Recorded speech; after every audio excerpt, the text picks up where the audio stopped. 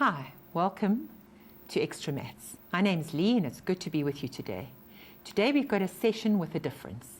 The session is called Fusion Maths, and one of the reasons why I felt it was necessary for us to stop and do this is that a lot of the time teachers and examiners try to ask us questions that involve several aspects of work.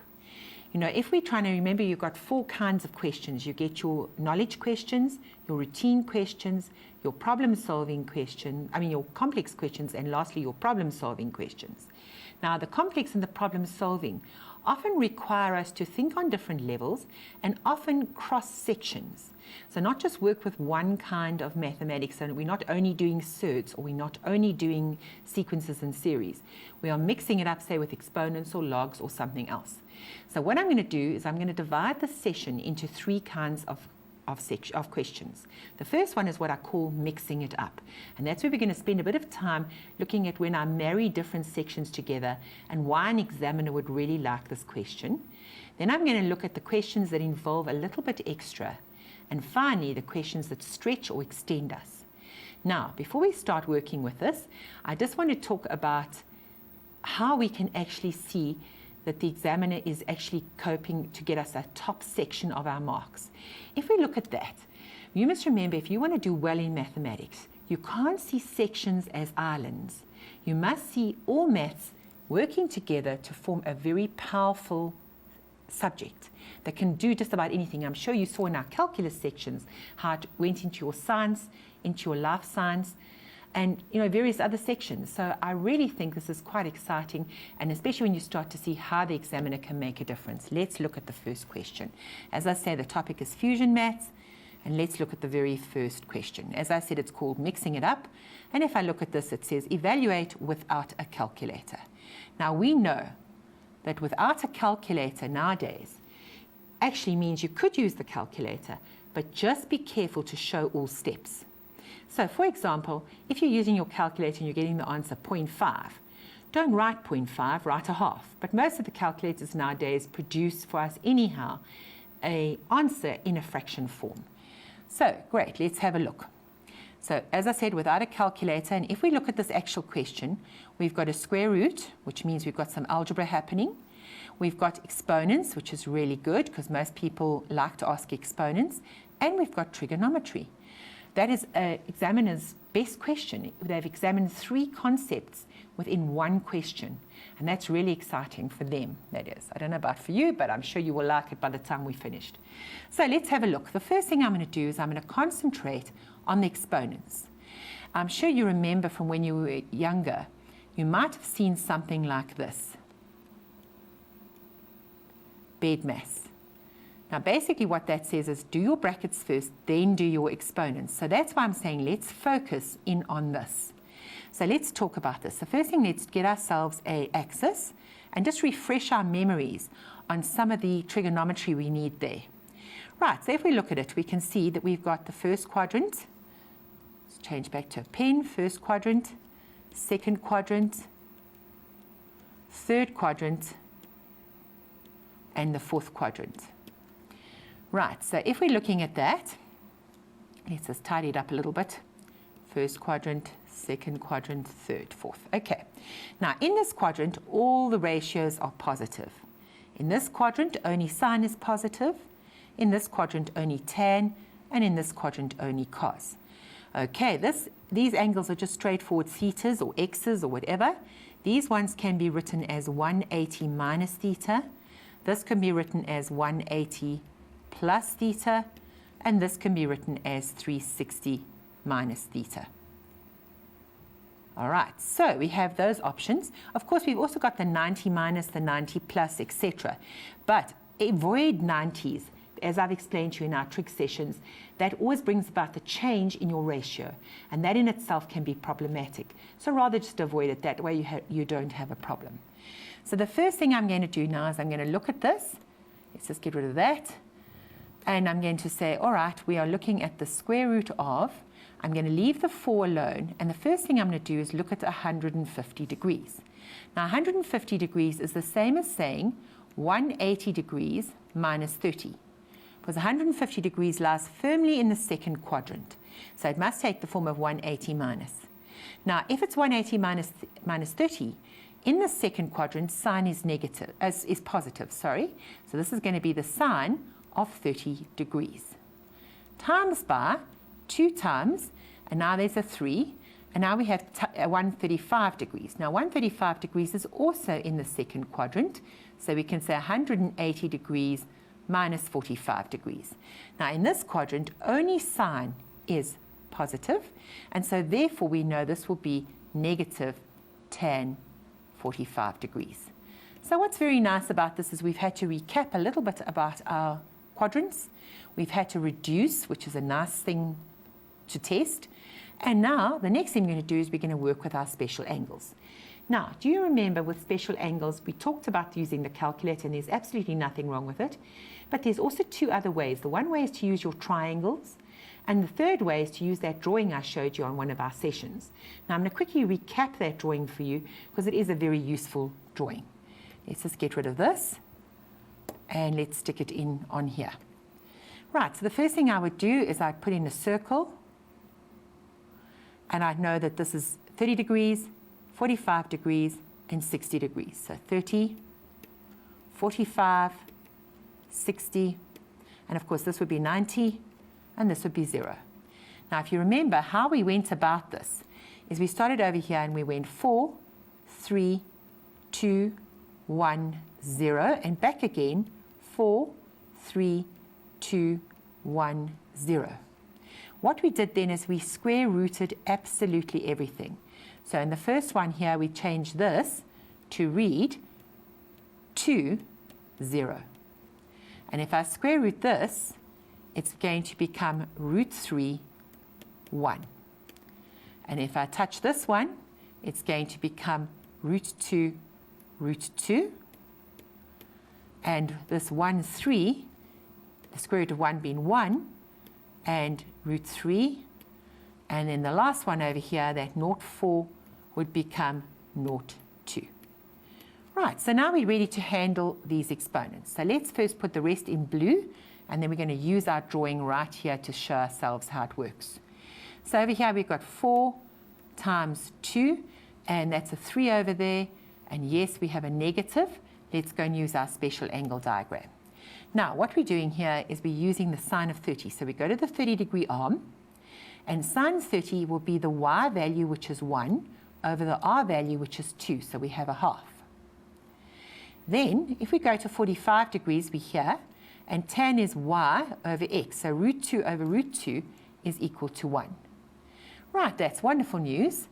So now we have the square root of 4 to the half. Now 4 is the same as saying 2 squared all to the half. So you can see now I've got rid of my trigonometry and I'm now moving into my exponents. And I know from exponents that if I have a situation like that, I multiply them, so it's minus 3. All right, so now having done that, I would say that is the square root of, and I'm going to say 2 to the half times 2 times the half, which is going to be 2 to the 1. This here is 2 to the minus 3. Right, now what does my exponent say about multiplying? It says if I'm multiplying, add the exponents. So I have the square root of 2. 1 minus 3 is minus 2. Now at this stage, we've got a choice of 2 approaches. The one approach is to say, well, this could be written as the square root of 1 over 2 squared, which is the same as saying the square root of a quarter. What have I done here? I've used the rule that a to the minus n is equal to 1 over a to the plus n. So that is going to be the square root of a quarter, which is a half. On the other hand, I could have done this. I could have said, okay, a root sign from this rule becomes a to the m over n. And since this is a square root, I would be able to say 2 to the minus 2 over 2, or 2 to the minus 1, which is equal to a half. Now, either way, I get the same answer, but you can see what I mean when I say this is a really nice question because it's tested quite a lot of aspects, especially your exponents and your trigonometry. So it's got you to do some basic reduction. By the way, in terms of that actual question, you could call it complex, but if you really think of what you're doing there, something like changing sign of 150 is a routine question. So there's a large routine aspect. It would only be considered complex because it's spanning several kinds of mathematics. Right, let's look at another question. This one's interesting. It says solve for x if this happens. Again, notice we have got exponents, but more excitingly, we have some logs. Now, logs are not a huge section in our syllabus, but they are there, and this is not a very demanding question in actual fact. If I had given you this, how would you have gone about the question? Well, I can hear you all thinking to yourself, well, that would be easy because there's a plus sign there. I know I must split my exponents. Well, nothing is going to change here. That's exactly what I'm going to do. So I'm going to go 2 to the exponent log x times 2 to the minus 1 plus 2 to the log x times 2 to the plus 1 equals 10. So it's exactly what I would have done in this case. So it's not any different, except we've got a log x floating around. And that's not going to be too serious till later on. Right, now if I look at it, what would have been my next step? My next step would have been to look at it and say, hang on a moment, I have a common factor. There's my common factor, 2 to the log x. So if I do that, let's take it out. And what am I left with? I'm left with 2 to the minus 1 plus 2 equals 10. Now, even though I've got that log x, it's really not going to change what I do. I'm going to leave it just as it is. And what would I have done next? I would have simplified my brackets, and I'm going to do the same thing again. 2 to the minus 1 is a half, plus 2 equals 10. And still carrying on, I've got 2 to the log x, and a half plus 2 is going to be 2.5, and it's easier to write it as 5 over 2 equals 10. Now at this stage, I am trying to solve for my x. So the object of this exercise is to come up with that value. So at this stage, what I could do is I could say, let's isolate 2 to the log x by dividing this side by 5 over 2. And of course, this gives us some nice practice on fractions. We know it becomes 10 times 2 over 5. We've still got 2 to the log x over here. And that 5 goes into there once and into there twice. So we have 2 to the log x equals 4. Now at this stage, we're looking at an equation. And as soon as we're looking at an equation involving exponents, our first guess, remember, would be to say to ourselves, can we write this number as a power of 2? And the answer is most definitely we can. So over here, we're going to go 2 to the log x. And over here, we're going to change 4 to 2 squared. Okay, now once we're here, we have the same base on both sides, so we can equate the exponents. So what I'm saying to you is because this is the same as this, I can say that must equal that. Right, so going back to the question, that means that log x equals 2. Right, so now we have a log question looking at us. So we've been working with exponents just like normal, and suddenly now we're looking at a log. And that's not a very difficult one either, because remember our definition. We know that if we have log to the base a of b equals c, then the a kicks up the c to give me b. So that is the base, that is the exponent, and that is the number. So what is the base of this? Remember, if we don't write anything, it is base 10. You can write it in if you like. So in other words, 10 squared equals x, or if you like, x equals 100. Isn't that a beautiful little question? I think questions like this are so clever because they're just subtly getting you to touch on another section while doing something. Right, let's look at the third one. Now this one is a very interesting question. It says solve for x if 3 to the exponent sine x equals 1 and x lies from 0 to 360. Now this x over here, what type of animal will it be? Well, hopefully you've realized if it says sine x, that x has to be a degree. So we are actually solving a trig equation, but it's hidden within an exponential equation. So let's think about how we would deal with the exponential first, and then hopefully with the trigonometry. Let's have a look. Okay, if I look over here, 3 to the sine x equals 1. what do? Well, we know that if we've got something like that, we should try to see if we could write that 1 as a power of 3. And of course, 1 is never a problem, because we know that a to the 0 equals 1 always. And no matter what the base is, if it's raised to the exponent 0, it'll equal 1. So here we have that situation. And now we have a base 3 on both sides. So we can say sine x equals 0. Now, at this stage, we could choose to do this in one of two ways. The one way is to go back to our trig equations and work with them normally, and we may as well try that way. But we could also think in terms of graphs. We could say, okay, well, if sine x equals 0, let's think about a sine curve. We're only interested in 0 to 360, so let's just put this and straighten this up a little bit. Okay, and so we know that if we drew a sine curve, it would look like this, where that's 360 degrees, this is 180 degrees, and this is 0 degrees. If I want to know when is sine x equal to 0, well, I would just look over here and I'd say it's there, there, and there. And so the answers for this thing would be x equals 0 degrees, or, put my degree in there, x equals 180 degrees, or x equals 360 degrees. And quite honestly, I think that would probably be my choice of the way to do it, because it's simple and easy. It's a straightforward sine x. Likewise, if it was a straightforward cos x, it would also be quite easy to just draw a little rough sketch and then work with it. So personally, I think that's the way to go, but let's do it the other way just to remind you. Okay, the other way of doing it, let me just bring it down a little bit, is to use the definition that if sine alpha equals b, be an element of -1 to 1, then according to my definition, alpha equals shift sine b plus k 360, or alpha equals 180 degrees minus shift sine b plus k 360. Of course, we know that k has to be an element of integers. All right, so this is using the definition, so let's pull up the calculator, and but before we do that, let's just write it out again so we've got it handy. So sine x equals 0, let's pull up the calculator, and we are going to do shift sine 0, and it's going to give me 0.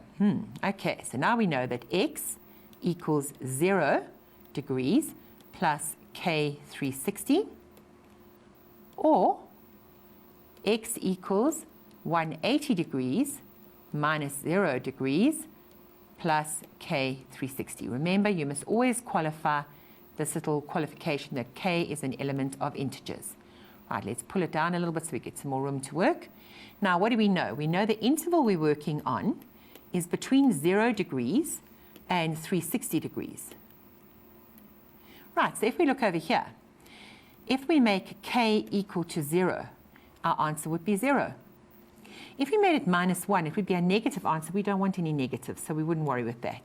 If I make k equal to 1, an answer would be 360 degrees. Obviously, after that, we're not interested because we only want it up to 360. So let's go over here. Over here, 180 minus 0 is going to be 180 plus k 360.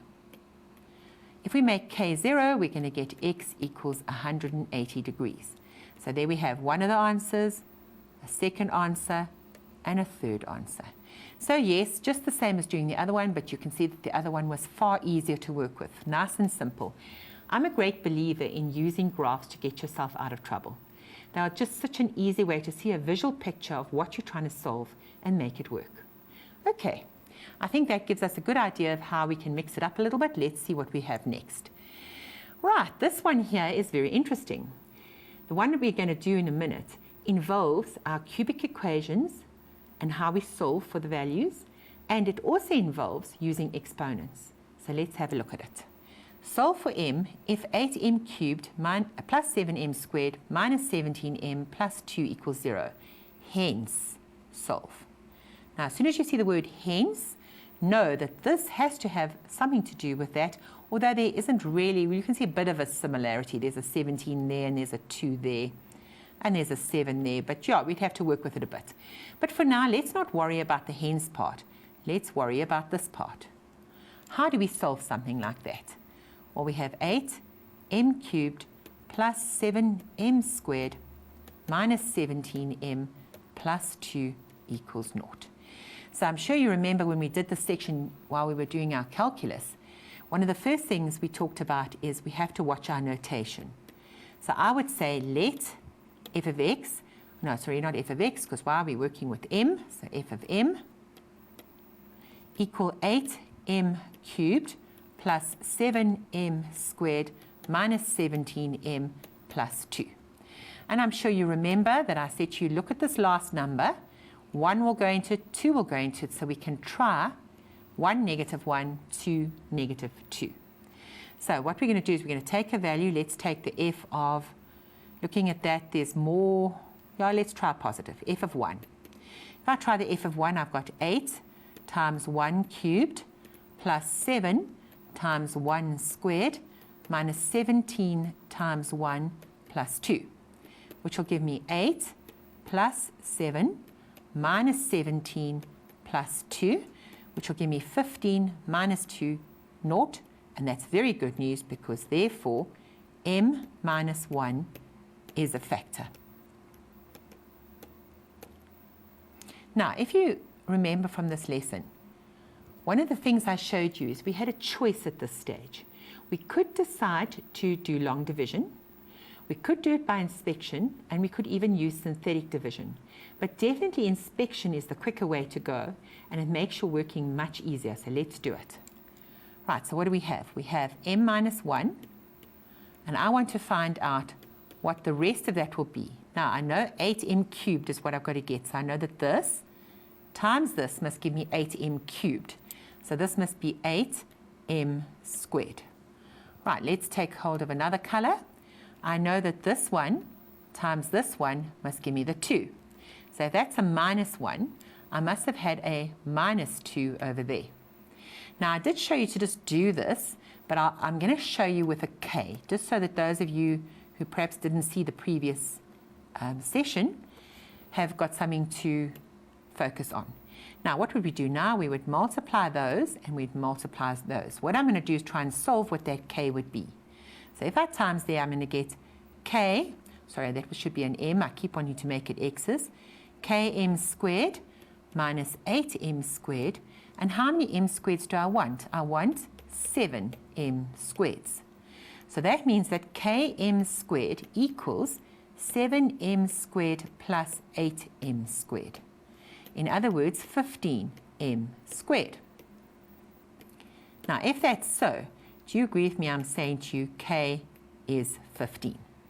So what I would do is I'd go over along here and I'd say it's m minus 1, 8m squared plus 15m minus 2 equals 0.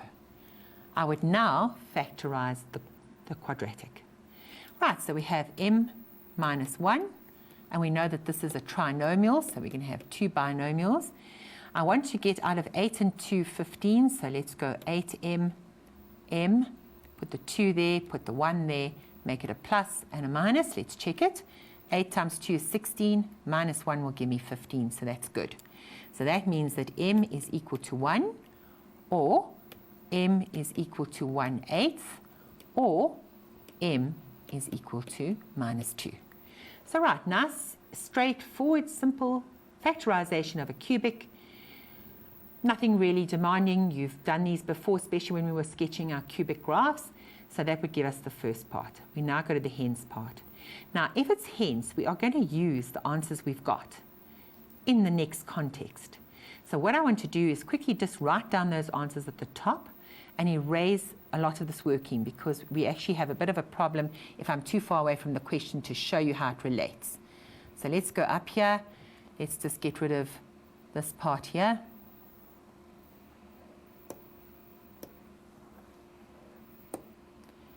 Okay, now if I remember rightly, it was 1/8 and negative 2. M is 1, m is 1/8, m is negative 2. Right, so now we get to why hence. Let's talk about that. Right, so if we look at this thing we are going to work with now, we have 2 to the 3x plus 3, which doesn't really look like this.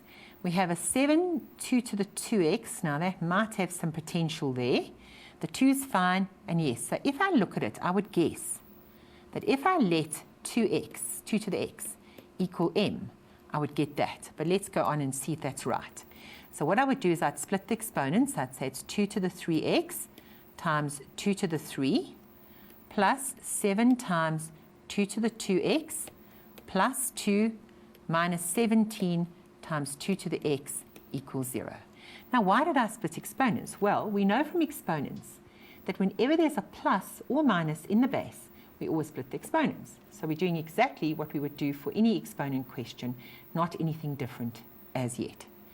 Right, so now we go back to it and we see that 2 cubed would be the same as saying 8. Now that's good news because we have a match there. If I wanted to, I could write this as 2 to the x cubed. And if you look at that, that would mean now that the m was equal to 2 to the x.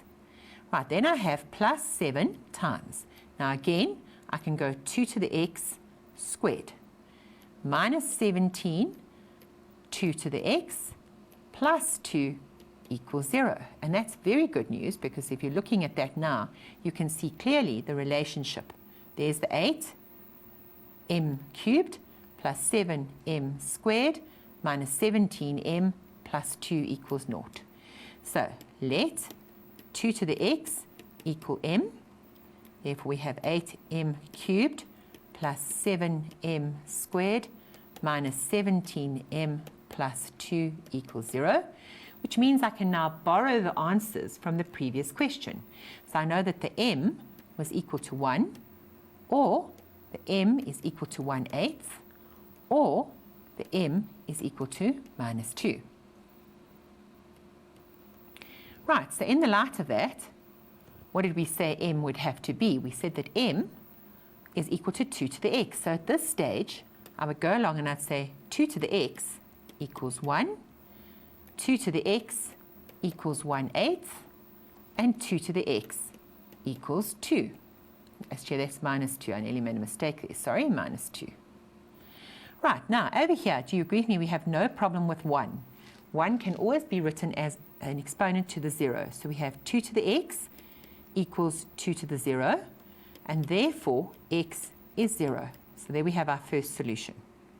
Now over here, this is also no problem because we can say 2 to the x equals 1 over 2 cubed, which means 2 to the x equals 2 to the minus 3, and therefore x is equal to minus 3.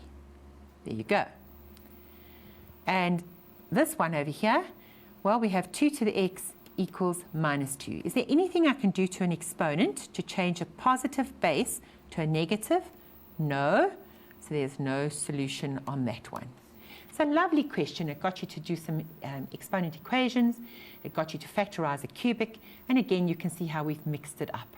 Really, really nice. Right, so let's have a look at what else we've got here. Now, this one is quite interesting. It asks me to sketch the following graphs. Now, the good news for you is you've got calculators that can do this. If you use your table method, you can actually stick it in and work it out. But I think this is designed to be done without a calculator and to really just sketch a simple, straightforward curve. Now, if you look at it, you think, my gosh, I wouldn't even know how to start doing that. But hopefully you can see something there. What do you notice first of all? Well, hopefully you see that that angle and that angle are identical. So in actual fact, this is a package, if you like. So if I had it written like this, f of x is sine squared star plus cos squared star. Hopefully you'd be able to see that, hang on a moment, that is just 1. In other words, I'm asking you to draw f of x equals 1. So how simple is that graph to get? Let's pop an axis in quickly. We'll just pop it in and draw it.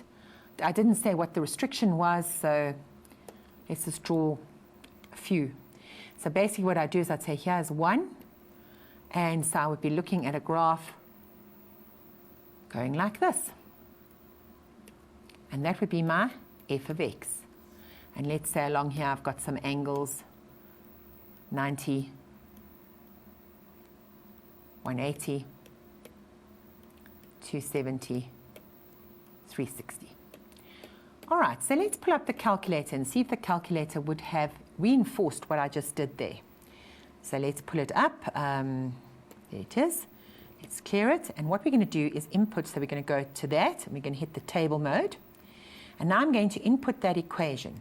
So that equation is sine. Now, unfortunately with this, you have to first put in the x minus 30, and then only square it. So it looks like you're squaring the angle, but it's just a sort of a, should I say, a personality of this particular calculator. Plus, this is cos.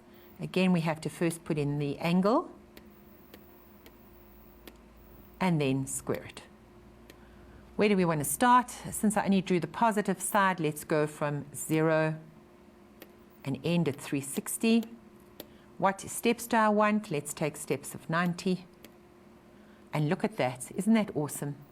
You can see all the values you're getting are 1, so it comes out beautifully on the actual calculator. Good. Let's go and look at the next one. Now, if you look at the next one, you've never drawn a trig function squared, so that should immediately warn you that there's got to be another way to go about this. And now the first one used a square identity. If you know your formulas, and remember I've talked to you about it, the formula sheet is wonderful to have, but really the very best place for your formulas is in your head, because there you can recognize the question. If you're looking at the formula sheet and say, oh, not that one, it's time consuming. So always know your formulas. It's actually worth it. Have the formula sheet as in case I forget whether it should be a plus or a minus, or just to check to make sure the formula you've remembered is correct. That's fine. But try to rather use your brain. It's definitely more reliable. Initially, I thought formula sheet was a good idea, but in retrospect, I think it's actually disadvantaged you time-wise and in terms of the fact that you actually don't know the work, so you don't recognize your questions quick enough. So over here, hopefully you recognize this as the formula for cos 2x. Okay, so if you go and look on your formula sheet, you'll see that that is true. So this graph now I'm going to draw is that. So let's make it green so we can see it clearly on this axis. Now, if we're drawing y equals cos 2x, we can use our calculator, but we can know that this here tells me I must do 2 waves in 360. So I don't know if you remember, I did show you something along this line. I said to you we're going to start with zeros. Let's just bring it up a bit. Maxes and mins. And if we're dealing with cos, we know the zeros are at 90 and 270. The max is a 0 and 360. And the min is normally at 180. But because we are doing y equals cos 2x, we are halving our period. So this will halve and it'll become 45 degrees. That will become 135. 0 halved is still 0. This is now 180, and this one is 90. So we're going to go along here and we're going to plot it. So at 0, we're going to get a maximum, and remember the maximum is the number in front of the cos. At 45 degrees, we're going to get a 0. At 90, we're going to get a minimum, and so on and so forth. And we can see the pattern coming out very clearly. And we can see our graph forming up very nicely. Okay, I could carry on drawing the negative side, but I think for the purposes of this example, let's just stick to the positive side. In fact, just to make it fairer, let's just pick this up and shorten it to just the positive side. Okay. Okay, that way we are safe. So we're just working on the positive side of the graph. So really nice question. It's hidden in it. I saw a matric question a few years ago. I think it was an IEB paper. I'm not sure. I can't be sure about it. I think it was. Where they asked you to sketch 3 graphs. And one of them was very similar to the top one I gave you, the one that became a square identity. So it's certainly not beyond the examiner doing that to you. And that's fine if he does, because you know, or she does, you know how to go about it. Not a problem. And you just work it out. You either change it from something you haven't seen before to something you've seen before. And then it's easy to sketch. Right, let's look at another question. Okay, we are now moving to the section that requires a bit more understanding. So here, it's lots of words. In fact, I was teasing somebody the other day and I said it looks almost like a history essay. And it does, because it just goes on with a whole lot of words you have to make sense of. Now, that is always problematic for anybody, especially when you're doing mathematics, because you don't expect it. You expect it to just be calculations, and suddenly you've got this whole pile of words you've got to make sense of. So let's show you a technique. Let's first get hold of a highlighter, because a highlighter is a good idea. The instruction says draw a neat sketch.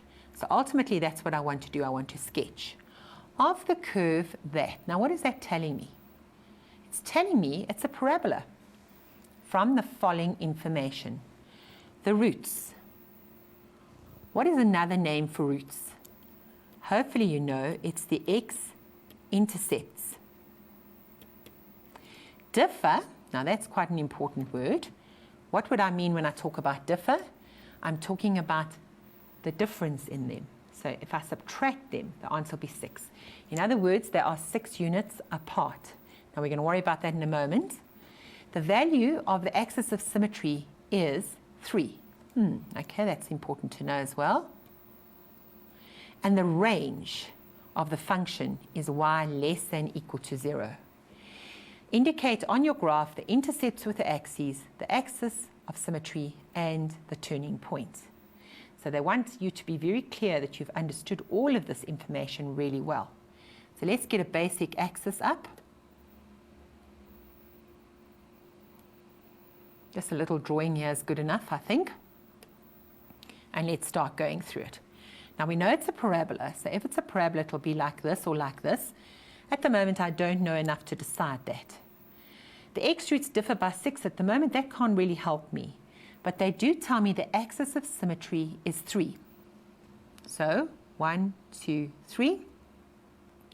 And I'm going to go across here and I'm going to put in a dotted line through that 3, because you know that the axis of symmetry divides the graph into 2 equal portions. Now if that is 3 and the difference is 6, that means it must be 3 this side and 3 this side of that axis of symmetry. So if the answer is 3 and I subtract 3, I'm going to get 0. And if I take 3 and I add 3, I'm going to get 6. So I know that the one x-intercept is at 0 and the other one is going to be at 6. So I've shown it very clearly there, they can see. And then they tell me that the range is y less than equal to 4. Now what happens when we look at the range of a parabola? Well, if it's a smiling parabola, the range would be from that turning point, the y value of the turning point, upwards. And if it's a sad parabola like this, it would be from the turning point downwards. Now they're saying y less than equal to 4, so it's downwards. So where would 4 be? Let's go over here. It would be here. So in actual fact, they've given me the turning point 3, 4. Okay, and what I would do now is I would draw in the curve. I see my 4 doesn't look too good there. And it would look like this. Now, do you agree with me? I've also got the x-intercept and the y-intercept, because it so happens it goes through 0. So it'll go through 0 as the x-intercept and through 0 as the y-intercept. Very nice, straightforward question. But you had to make sense of all those words, and you had to decide at what point you would start drawing. And the logical place for me was the axis of symmetry, because that was the only definite that I could work with. And once I had that, I could find the x-intercepts. The other definite was the turning point, because as long as I understood the range works from the y value of the turning point down or up, I was fine. And so I could safely see that this was the correct solution and not that one. Right, now it says, write down the coordinates of your turning point if the following happens. Now, what was the turning point of P of x? We said it was actually 3, 4. Now, what I want to ask you is, what would you do if you got in the exam and for whatever reason you could not work out that turning point? I mean, you wouldn't make sense of the words or whatever it might be. Then don't get the whole question wrong. Make up a turning point. So what I would suggest you do then is you write there, let the turning point of P of x be, and make up some coordinate, any one you fancy. Because the second part of the question is about, do you understand what this notation is telling you? And let's have a look if we do. Here they're saying y is equal to minus P of x. Now what's happened? We've changed the sign of y. If we change the sign of y, we are reflecting the graph in the x-axis. So in actual fact, this graph is folding about the x-axis. And if it does, we change the sign of y. So this coordinate will be 3, negative 4. Nice and straightforward. What is this notation telling me? It's telling me take my curve P of x, which looks like this, and shift it 3 units up. So we're going to shift it 3 units up. What is going to change? The y value is going to add 3. So let's have a look at it. So now it'll be 3, and instead of minus, well actually not minus 4, instead of plus 4, it's going to be 7. So remember, we're going back to the original P of x there. It's not minus P of x. If it had been, then we would have used this turning point. Now, last but not least, what is this one telling me? Well, we know that if it's x minus 3, it's a horizontal shift. We are going to move to the left or the right. Now, if it's a minus, we move positively 3 units. But now this time, it won't affect my y value, but it will affect my x value. So now what I would get for my turning point, instead of getting 3, 4, I would get 6, 4. Because in effect, my graph has shifted 3 units to the right. Let me just pop that in properly. And so that brings us to the end. It's a nice question as well, also a bit of fusion in the sense that we are drawing a graph from words and then we are using our translations to move those turning points around. So it's actually a bit of a mixture, and it's nice because it's testing 2 sections, really nice. Okay, next question. As I say, this is about a little bit more. Now, this question here, question 2, says without using a calculator, find the value of this if the series has 99 terms. Series. Okay, as soon as you see the word series, we're talking about maybe arithmetic, geometric, or quadratic. Those are the 3 series we're working with at school. However, it could be anything else. They didn't say arithmetic, quadratic, or geometric. So let's try and make sense of it. The first thing we would always do, if you remember our session on sequences and series, the first thing you would do is you would establish whether this was in fact an arithmetic, geometric, or quadratic. How we do that is we start by looking at the common difference. So let's get the calculator up. Let's clear it and bring it back into compute mode. Right, so what I would do is I would say the log of 2 over 3, close the bracket, oh, that wasn't clever, close the brackets, minus log of 1 over 2, close the brackets, equals. Okay, and we get that delightful answer, 0,124. So let's see if that'll work for the next set.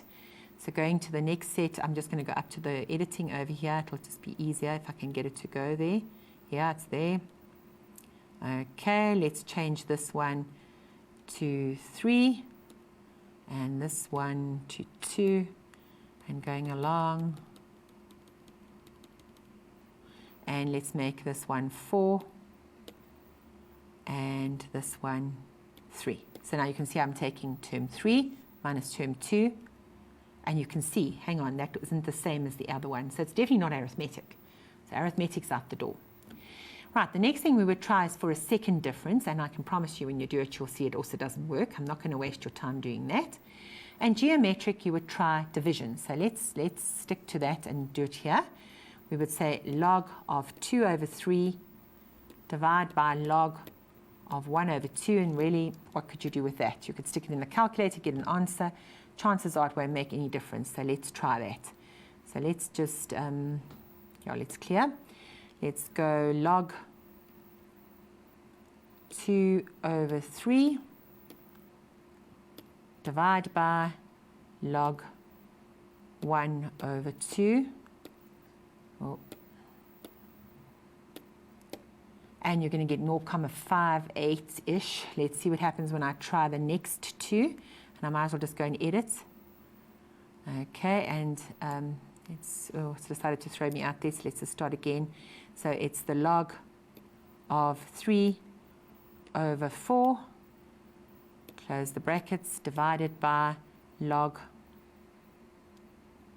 of 2 over 3, close the brackets, equals, and you can see the answer's not the same either. So it's not arithmetic, it's not geometric, it's not quadratic, so we have to go to another plan. And the other plan is, let's see if we can use our logs to help us out. Now, what do we know about this thing? First of all, they've told me it has 99 terms. So that means it starts at log a half. We'll go log 2/3. We'll go log 3/4. And we'll keep on going. And the last term, since that was the first term, the last term must be the log of 99 over 100. Now, from our logs, what do we know? Well, we know that if we are dividing, we must subtract. So we can go the log of 1 minus the log of 2. Add a 2.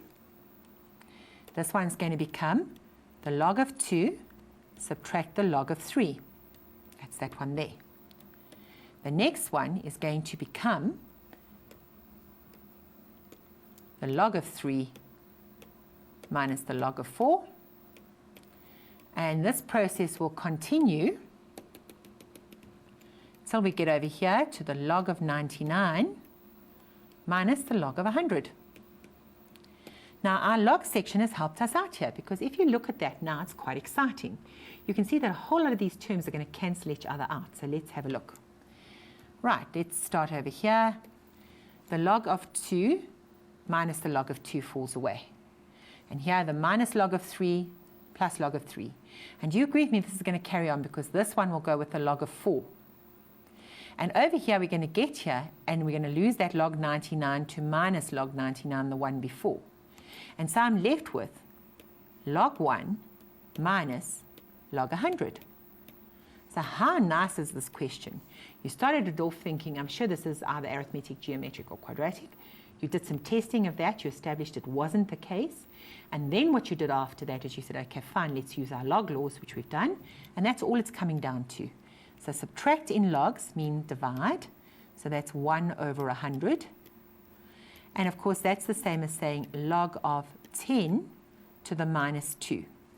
Now, of course, we know that if we have log to the base a of b to the c, the rule says it's c log to the base a of b. So that means I can go minus 2 log 10. We also know that the log of 10 is actually got a base 10, and so the answer is 1, because the rule says log to the base a of a is equal to 1. So the answer of this is minus 2 times 1, which is minus 2. Of course, you could have stuck that in the calculator and just checked it out. So it's really not a problem, but a nice question again, something requiring a little bit more, and it's crossing two sections indirectly, although really it was only one section. You needed to actually bridge the whole idea of a sequence as well. Right, next question. Now I say that bit more understanding. And this says, use a formula to calculate the value of the following series. Now, first of all, you look at this and you think, my heavens, what is this? Let's play with it a bit. Well, I can see that if I look here, the first difference would be 0. Then it would be 1. This is still behaving nicely. 2. Sorry, I lie. Nearly made a mistake there. It's also 1. This is also 1, but eek, all of a sudden this jumps to 4. Then it's 1 again. Then it jumps to 7. Then it jumps to 9. No, 11, sorry. And so on and so forth. So you can see that that first difference is really not doing anything. If you try your second difference, it's also not going to do much. From there to there it was 1, 0, 0, and here it was 3. Here it was minus 3. Here it's 6. So you can see it's all over the place. It's not going to help me at all. So right, the next thing we would do is we would check to see if it was geometric. So if it was geometric, 1 divided by 1 would be 1. 2 divided by 1 would be 2. Eek, not that either. So what is this question? What is hiding in this question?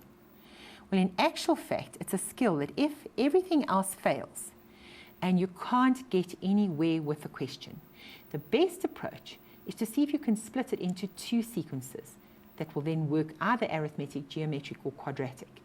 But you would go and you'd look and you'd see if you can see some kind of deal. Now, if I look over here, if I take 1, 2, 4, 8, 16, up to 128, do you notice something about those? Well, hopefully you did. What do you notice about them? They're all powers of 2, or if you like, each time we are multiplying by 2 to get the next term. Right, on the other hand, if I go here, 1, 3, 9, 27, 243. Hopefully you realize these are all powers of 3. So we've got 1 plus 3 plus 9 plus 27 plus onwards to 243. Now that's very good news, because now I've changed this from one sequence that was nothing to two sequences which happen to be both geometric. Often you get them where they give them and they've actually got an arithmetic and a geometric in them. And of course that's nice, because again, it's one question asking two things. So this one is one question, but it's actually asking only one thing, but it requires quite a level of thinking to realize there were two different sequences here. So right, let's look at this one. First thing I'm going to do is find out how many terms in the sequence. Now, since this is powers of 2, it would be easy to establish, but I think it's a good idea for us to just spend a few minutes explaining how you normally go about it. We've established that it's geometric, and we know that the last term is 128. So Tn is 128. How will Tn look? It will be a times r to the n minus 1.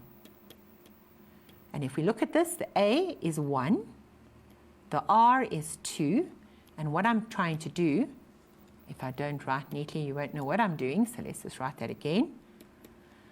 I'm trying to solve for the n.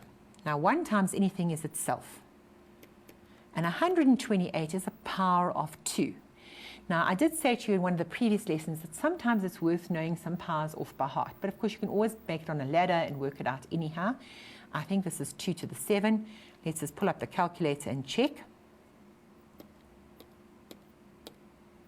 Yep, it is. So n minus 1 equals 7. So n is equal to 8. Right. Same situation over here. We once again have a geometric sequence. This time our Tn is 243. So we know our a is 1. We know our r is 3. And we're raising it to the n minus 1, which equals 243. Now, 3 to the n minus 1 is going to be the left-hand side, because 1 times anything is itself. And 243 is 3 to the 5. And I'm pretty sure I'm right, so I'm not going to worry checking that. So we're going to put that in there. We're going to get that. And so our n is equal to 6. Okay, so what do we know now? We want to evaluate this. And evaluating that involves adding up the terms. So now we're going to use our SN formula to get those answers. Right, so let's go up here and let's play with this. So let's take the blue pen again. We want to sum 8 terms. The formula is a r to the n minus 1 over r minus 1. So it's going to be a, which we found to be 1, r, which is 2 to the power 8 minus 1 over 2 minus 1. Right, that means that we've got 2 to the 8. 2 to the 8 would be, no, in fact, let's be lazy. Okay, it's 256, I can see. It will be 256 minus 1 over 1, which means the answer is 255. Right, over here, we're going to go and do the same thing with this one. We're going to say the sum of 6 terms. The a is 1, the r is 3, and at the bottom we've got this. Okay, so as I say, being lazy, let's take the calculator. 3 to the power 6 minus 1. Oh, sorry, that was a space bar down. Minus 1 equals, divide by 2 equals, and the answer is 364. So therefore, the sum of that sequence is going to be 255 plus 364. Which is going to give me 9, 1, and carrying the 1 over, it's going to be 619. So nice question, and as I said, would have been more exciting had I mixed the arithmetic and the geometric up together, and you would have seen it coming out very nicely there. Right, so that takes care of that one. Let's look at the next one. Now this one's nice. Again, it requires a little bit extra. It actually is a relatively straightforward question if you can actually just go with your gut feeling and just do it. So it says there, if angle A is 60 degrees and the side AC equals twice BC, forms part of triangle ABC, explain why it's not possible for ABC to exist. All right, so let's draw a little sketch. We have no real idea how this looks. Oops, sorry, I picked up the wrong pen. Let's just get rid of that and find ourselves a nice solid line. Okay, it's not drawn accurately in any way, but that's not a problem. We know that A is 60 degrees, so I'm going to put that in. They're telling me that AC is equal to twice BC. So in other words, if this measures P units, in fact, let's rather make this P units, this would be 2P units. And I would suggest you do that. So what I would do is I'd say let BC equal P, therefore AC equals 2P, and I put it in on the drawing. Now you can see from my drawing I've done that it's not drawn very accurately at all, so let's make it look more realistic so you can get the spectrum of how this would look. Okay, 2P and C. Now they're saying to you, explain why it's not possible for that triangle to exist. Well, let's see why it's not possible for that triangle to exist. We have got two sides and one angle. Two sides and one angle mean that we are dealing with sine rule.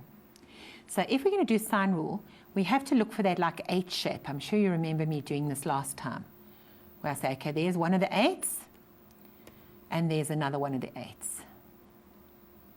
Okay, so what I know I can find angle B. So the sine of angle B over 2P equals the sine of 60 degrees over P. That means that the sine of angle B equals 2P times sine 60 degrees over P. So that's a degree. That P divides into that P, and I'm left with 2. And the sine of 60 is root 3 over 2. How you get it is up to you. And that is equal to root 3. Now you say, well, how does that prove anything? Well, it actually does. Because what it proves is in actual fact that that's not possible. Because what do we know about sine? Remember that definition I was doing just now? I said if sine B equals A, then A would have to be an element of minus 1 to 1. And if you work this out, let's pull the calculator up, the root of 3, we would get 1,73, which clearly shows that that cannot exist. So therefore, triangle is not possible. Okay, as I say, not too difficult, just testing a little bit more than normal and quite doable, no problem at all. Right, let's move to the next one. This one is a beautiful question. Let's see how far we can get with it. It was worth 10 marks in the paper I took it out of. It was a past paper question. I must admit that this was in the previous syllabus, and I don't know if we are trying to get this level of manipulation now, but rather know more than you need to. Remember, this session is all about polishing, and really, if you're going for a good mark, you need to know these kind of tricks. Right, so they tell me the sine of 16 is y, and the sine of 74 is x. Prove that sine 58 is equal to that.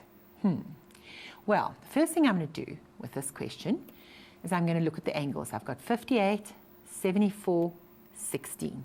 In what way do those relate to each other? Well, if I look at this, 74 is the biggest. Is there any chance that I can take 16 and add it to 58 and get 74? Well, let's pull it up. 16 plus 58. Yes, spot on. So first time was right. So I know that if we add them, we are going to get 74. So that means I can go over here now, and I can actually deal with a question. Now remember, you have to prove. If you're proving, you're working with one side till you get the other side. So the first thing I'm going to do is I'm going to work with a sine 58 because I know what to do with it now. I know I can use the other two angles to get my 58. So what I would do is I would say the sine of 58 degrees is actually equal to the sine of 74 degrees minus 16 degrees. Okay. Now, hopefully at this stage you're remembering the formula sine A minus B, which would be sine A cos B minus sine B cos A. And it wouldn't matter if we wrote that the other way around, by the way. So this is going to become the sine of 74 degrees, the cos of 16 degrees, minus the cos of 74 degrees times the sine of 16 degrees. Okay, not bad. Now, what do we know? We know from the actual question that the sine of 16, oh gosh, I picked that up by mistake, sorry. The sine of 16 can be replaced with y, and the cos of, the sine of 74 can be replaced with x. So we can already get rid of two of these things here, which is really good news. So let's go. So we can say the sine of 74 is replaceable with x, cos 16 minus cos 74, and in place of sine 16 we can pop in a y. Okay, so we are heading that way, but we're still not totally where we should be. But we notice something else. If we look carefully at this, what do we know about 16 added to 74? Hopefully you realize that 16 and 74 gives you 90. Let's just make sure about that. 16 plus 74 is 90. Now that's very good news, because that means we're working with co-ratios. So we have a way now to change this. So we can go along, we can leave the x alone. We can change this cos 16 to sine 74 degrees. Because remember, the rule goes as follows. If I have the cos of 16, I can write it as the cos of 90 minus 74. And the moment I've got a 90, it changes cos to sine 74. And then over here, I can keep going. I can say minus, and again, this time I can change this to sine 16. And I've still got my y over here. Now, of course, the good news is the sine of 74 is still x, so we have x times x. And over here, the sine of 16 is still y, so we have y times y. So the answer is x squared minus y squared, which equals the right-hand side. I think that is a magnificent little question, certainly testing exactly what you know and don't know. All right, so let's go now and look at another one. You can see all this is a whole lot of questions that I've chosen specifically to get some kind of global picture for us in mathematics. Right, let's look at the next question. Now, the next one, I don't even think I'm going to go through in any great detail. But let's see how we go. If I feel we should, I will do so. But let's see if we can get you to understand what's going on here. It says J dashed OT is a straight line. Now, the moment they tell me that, what are they telling me about these angles? Well, they're telling me they add up to 180 degrees. So in actual fact, they're telling me that this here is 140 degrees, because that's 40, that must be 140. Now it says calculate the coordinates of that one if the coordinates of J are 112. Now, if you've done your metric rotations, you know we've got this delightful little formula that looks like this. It goes, if we have a coordinate mn, it will become m cos alpha minus n sine alpha, n cos alpha plus m sine alpha. Okay, now looking at that, we know that the alpha is the angle anti-clockwise. So from J to J1, we are going anti-clockwise 140 degrees. So if I'm going to do this, I would say 1 times cos 140 degrees minus 12 times sine 140 degrees. Semicolon. Then we would go 12 sine 140 degrees plus 1 sine 140 degrees. And now really all it would be is a matter of pulling up your calculator and typing it in. So let's get the calculator up. So we're going to go the cos of 140 minus 12 the sine of 140. And we're going to get minus 8,479. So let's make it minus 8,5.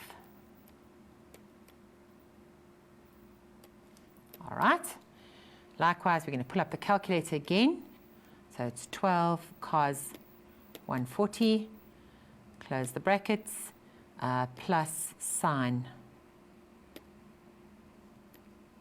140. Okay, oh, it seems like I got the same answer. That's a bit worrying, so I'm just thinking, did I make a mistake? Well, I'll check it in a moment. It's almost right, so it's minus 8, 5.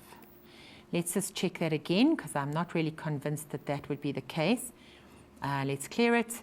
It is cos 140 minus 12 sine 140, and I've just missed out a bracket, so I'll just go back on the calculator. It's wonderful with these space bars. You can just go and do that. Yes, that's correct. And let's do this again. So it's 12 cos 140, close the brackets, plus sine 140.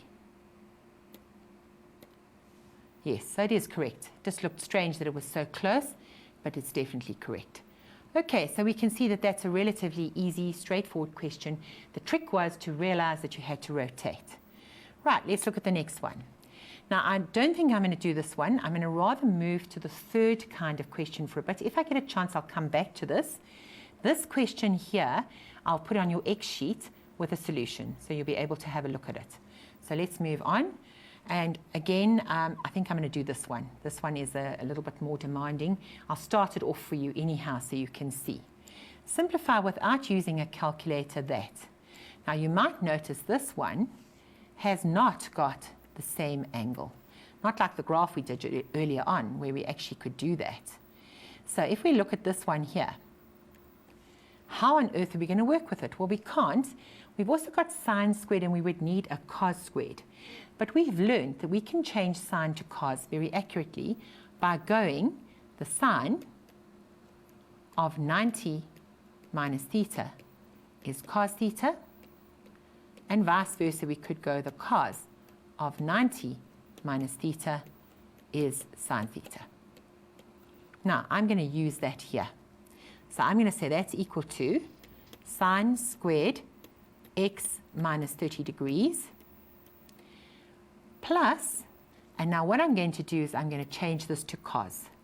So the moment I introduce the cos, I've got to go 90 minus, and it's going to be minus this angle 120 minus x. Remember, this was squared, and remember, this was here originally, so we don't need to guess where that came from. It's that angle that was there quite clearly. Now this is equal to, I've got sine squared x minus 30, and here I've got plus cos squared, and if I tidy up this green bracket here, I've got 90 minus 120 plus x. Remember, the negative in front has to distribute into both of those. So it's equal to sine squared x minus 30 degrees plus cos squared, and if you look here, that's also x minus 30 degrees, which is very good news. The answer is just simply 1.